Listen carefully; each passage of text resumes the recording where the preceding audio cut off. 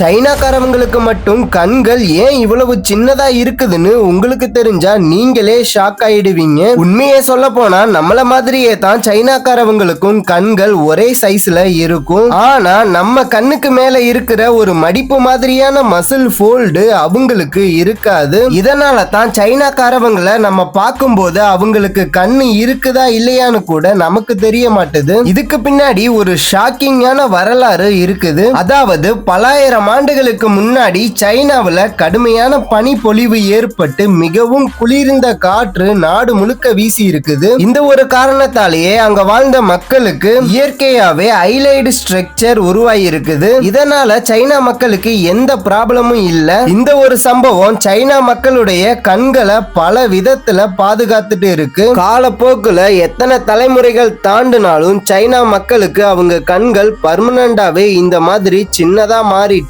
But சின்னதா தெரிகிற அவங்க கண்கள் உண்மையிலேயே ஒரு சர்வைவல் பவரா தான் இருக்குது. இந்த இன்ஃபர்மேஷன் உங்களுக்கு இப்பதான் தெரியும்னா வீடியோக்கு ஒரு லைக் பண்ணிட்டு நம்ம சேனலை ஒரே ஒரு சப்ஸ்கிரைப் மட்டும் பண்ணி வச்சுக்கோங்க.